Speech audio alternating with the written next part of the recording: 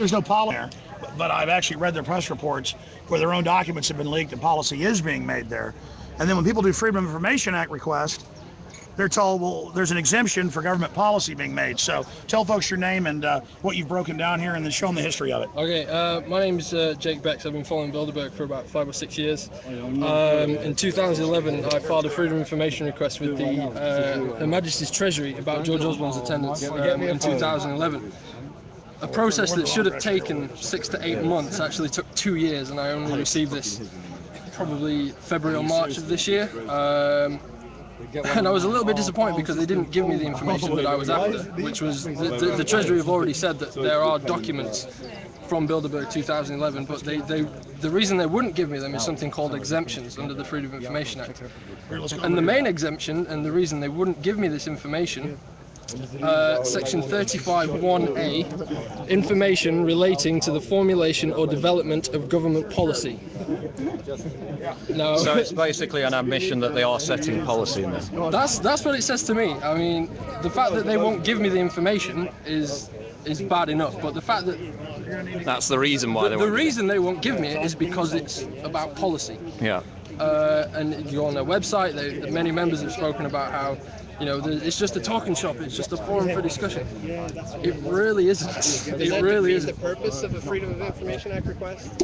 What, the fact that I didn't get the information? Yeah, the fact that that is the reason. Yeah, I would agree with that. Hello, you know, that completely just it's ridiculous. I'm still trying to get my head around it. I've been sitting on this information for about 4 or 5 months, Everybody's a leader, waiting for the right time to put it out there. And I think now is as good a time as any. I mean, there are other exemptions as to why they wouldn't release this information to me, and one of them is information is exempt if its disclosure under this act would be likely to prejudice relations between the UK and any international organisation. The other one, information is exempt if its disclosure under this act would be likely to prejudice the economic interests of the UK or any part of the United Kingdom. So not only are they forming policy behind closed doors, they're talking about other things that will jeopardise the economic interests of this country and probably other countries also.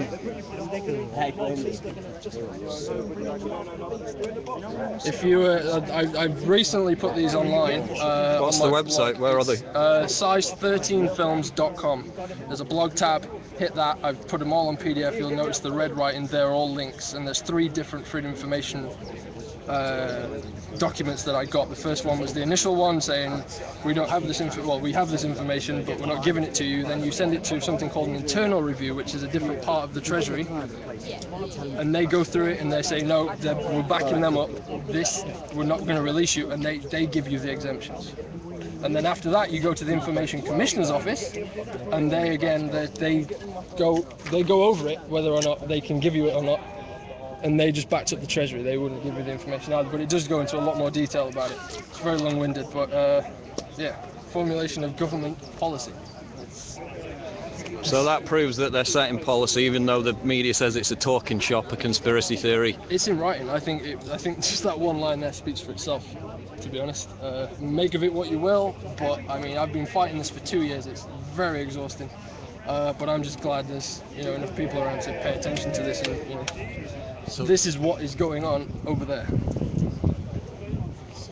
Is it possible or simple to say